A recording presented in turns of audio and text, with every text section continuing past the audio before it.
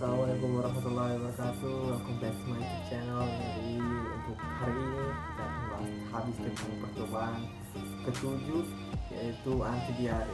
You are ready? Let's go.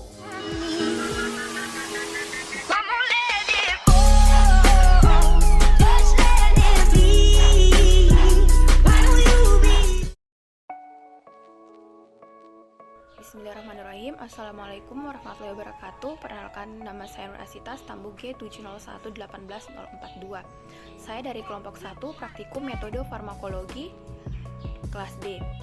Di sini saya akan sedikit menjelaskan mengenai percobaan uji aktivitas anti diare. Sebelum itu saya akan sedikit menjelaskan apa itu diare. Diare adalah pengeluaran feses yang konsistensinya lembek sampai cair dengan frekuensi pengeluaran feses sebanyak 3 kali atau lebih dalam sehari.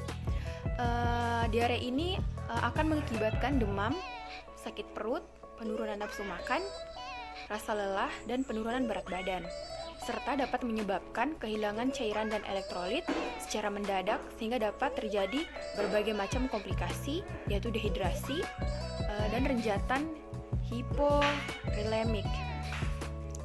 Penyebab diare dan faktor risiko diare yaitu intertoleransi terhadap makanan seperti laktosa dan fruktosa, alergi makanan, efek samping dari obat-obat tertentu, infeksi bakteri, virus atau parasit, penyakit usus, efek samping dari obat tertentu, jarang mencuci tangan ketika ingin makan atau buang air besar, sumber air tidak bersih, serta tidak menjaga kebersihan makanan dan tempat tinggal.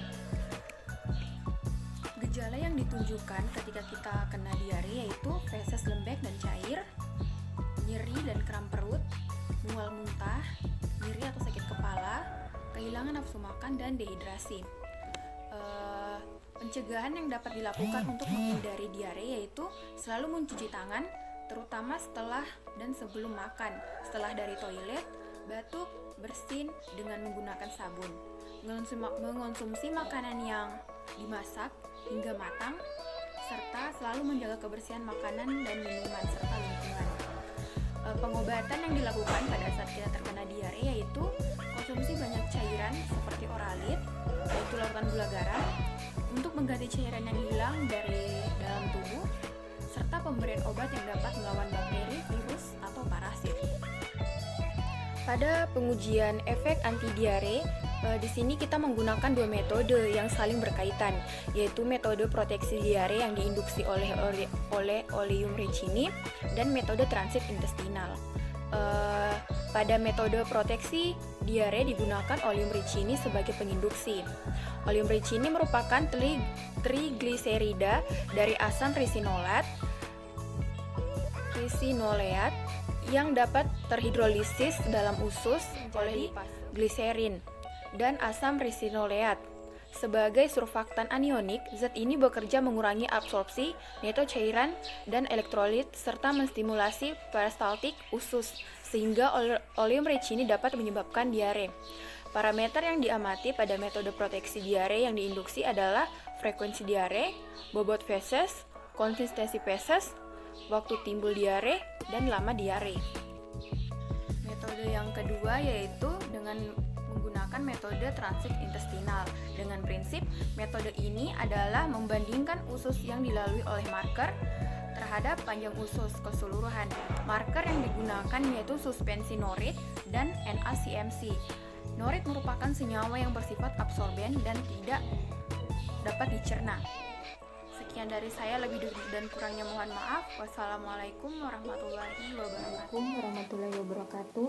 Perkenalkan, nama saya Suci Wulandari, stambu G7011814 dari kelompok 1. Di sini saya akan menjelaskan mengenai penggolongan obat diare dan macam-macam obat yang digunakan pada praktikum ini. Obat diare yaitu terdiri dari 3 kelompok, yaitu ada kelompok kemoterapika, obstipansia, dengan spasmolytika. Yang pertama yaitu kemoterapika, yakni untuk terapi kausal yang memberantas bakteri penyebab diare, contohnya obat-obat antibiotik. Yang kedua yaitu obstipansia, yaitu untuk terapi simptomatis yang dapat menghentikan diare dengan cara sebagai berikut. Yang pertama yaitu ada zat-zat penekan peristaltik, di mana zat ini akan mempunyai lebih banyak waktu untuk resorpsi air dan elektrolit pada mukosa usus, contohnya obat topiramid.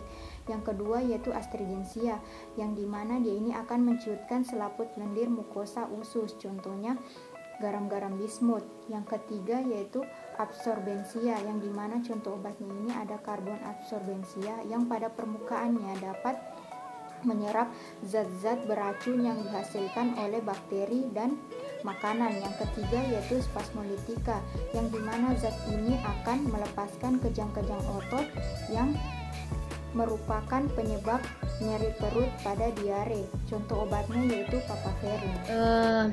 Untuk golongan-golongannya akan dijelaskan ke teman saya selanjutnya. Terima kasih. Assalamualaikum warahmatullahi wabarakatuh. Perkenalkan, nama saya Mirna, stambuk G7018181. Baiklah, di sini saya akan menjelaskan apa sih itu diare. Diare adalah penyakit yang membuat penderitanya menjadi sering buang air besar dengan kondisi tinja yang encer. Pada umumnya, diare terjadi akibat makanan dan minuman yang terpapar virus, bakteri, dan parasit. Diare merupakan salah satu penyakit yang ada di Indonesia.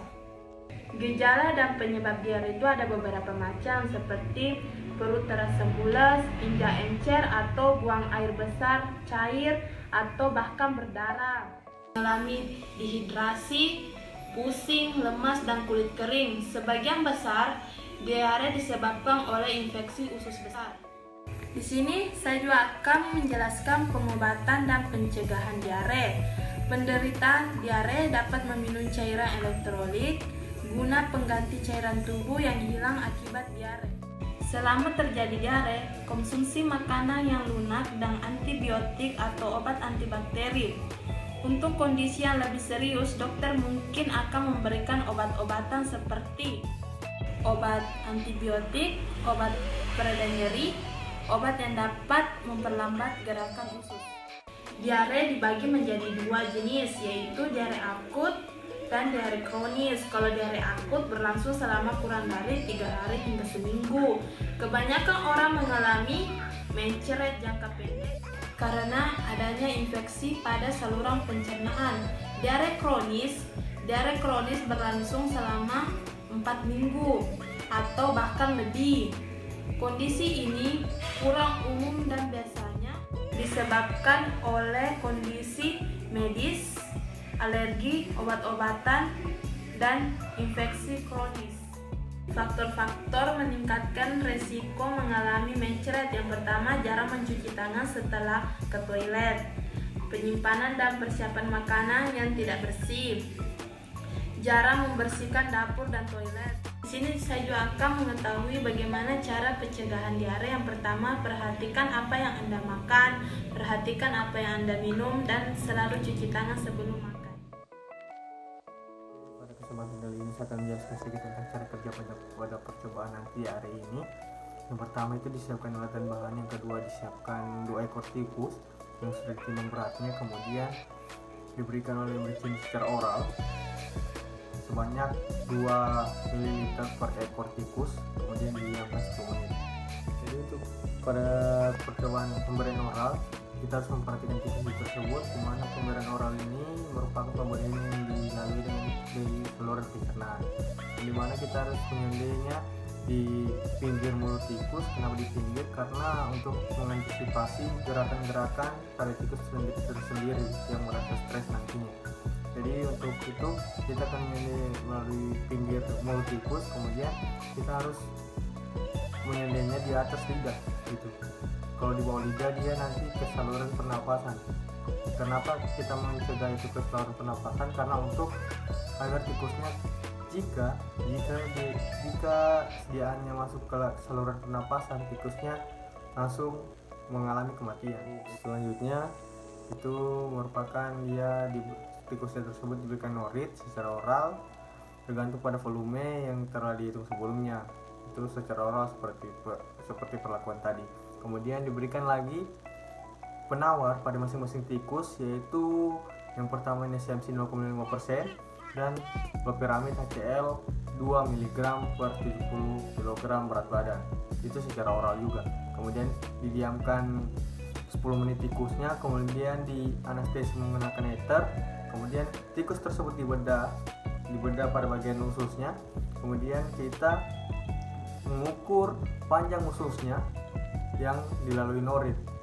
Jadi seperti itu. Kemudian setelah kita ukur panjang ususnya, kemudian didokumentasikan.